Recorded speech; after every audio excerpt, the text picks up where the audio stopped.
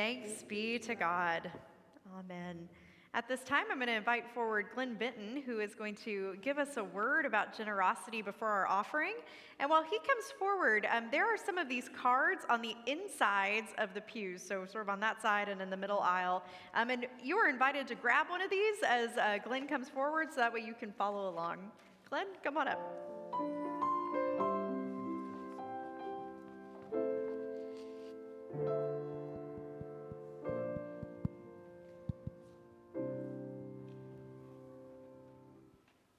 Good morning. Good morning. It's really good to be here with all of you this morning.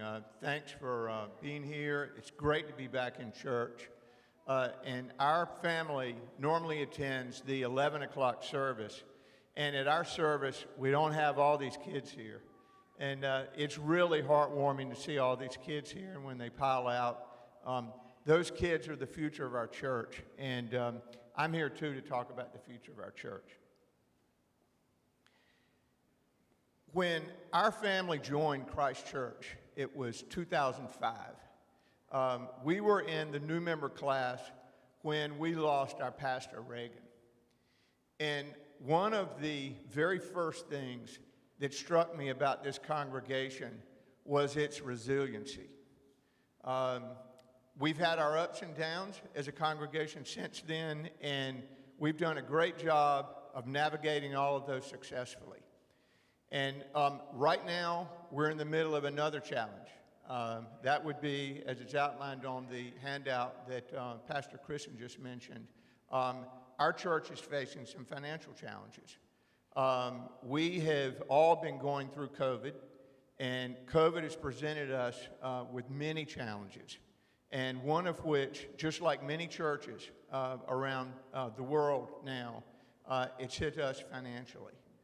I'm a member serving on the finance committee, and over the last 2 years, we've had many meetings where we've talked about how can we get through this, looking at our numbers, what can we cut to make ends meet. We've been very blessed over the last 2 years to have received PPP loans, and our staff has worked arduously all through this time to cut our budgets and live within our means, and that's gotten us through this crisis thus far. But as the most important line, I think, on the sheet that we've passed out here says, help us grow Christ Methodist. That's really what we've got to do going forward. And I've got in my hand here a bulletin from the first Sunday in fall of 2016 when Pastor David Gehring was preaching a service on good foundations. And what he preached about that day was some tenets on which we can base our lives so that we can live a good life. And I took lots of notes, and I have kept these notes. In fact, over the last 2 years, I've read these tenets every day because it's what's helped me as an individual and what's helped my family business get through COVID. And 2 of these in particular are going to help us as a church successfully navigate and get through what we face right now. The first one of these is, don't let your possessions possess you. And reading that to me really just makes me feel free, in that it realizes that everything I've got, I've gotten through gifts from God, through my talents, through luck a lot of the times, and people being generous to me, but it's not really mine. What I've got is God's, okay? And the second one is live generously.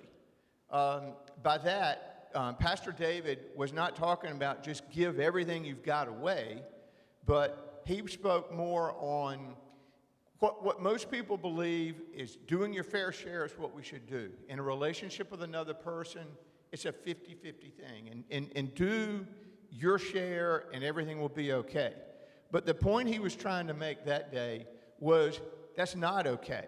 That we all should strive to be 70-30 players, not 50-50 players, and to do more than our fair share, okay? Because if we all do more than our fair share, we and everyone that we come into contact with and the organizations we work with and work for will be successful. And the same goes here. okay?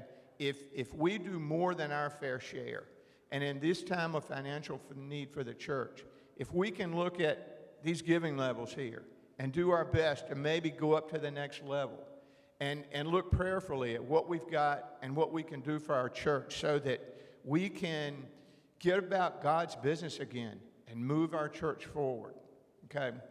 And the last piece of paper I have in my hand here is one of my own things that I wrote that I really believe, and I read it every day. It's be confident that the Lord will turn obstacles to opportunities. You know, we've got this obstacle in our way, and we're going to overcome it, and it presents us an opportunity for all of us to come together and get back to doing God's work. God bless you, and thank you so much for having me up here.